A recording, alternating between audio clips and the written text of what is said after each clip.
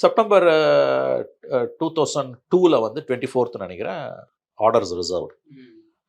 24th அதுக்கு முதல் நாள் தான் முரசொலிமாறன் இறந்து போகிறார். 2023-24 கரெக்டாக 14 மாதம் பொறுத்து ஜட்ஜ்மெண்ட் வருது.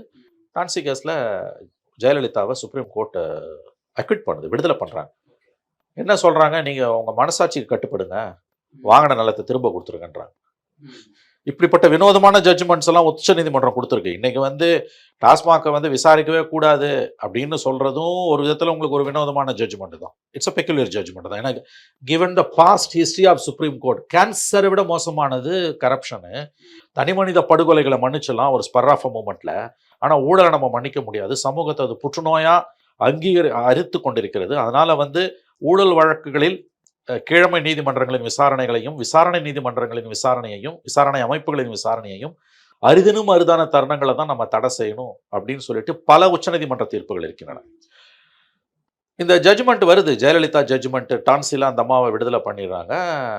உங்களுக்கு மனசாட்சி கட்டுப்பட்டு அந்த நிலத்தை திரும்ப கொடுத்துருங்க அப்படின்னாங்க. எனக்கு நல்லா ஞாபகம் இருக்கு. அப்போ வந்து நம்ம புதிய கலாச்சாரத்தில் ஒரு தலையங்க எழுதுனாங்க. டான்சி வழக்கில் அம்மையார் ஜெயலலிதாவுக்கு எதிராக திமுகவோ உச்சநீதிமன்றத்திடம் முறையிட்டது, உச்சநீதிமன்றமோ ஜெயலலிதாவின் மனசாட்சியிடம் முறையிட்டது.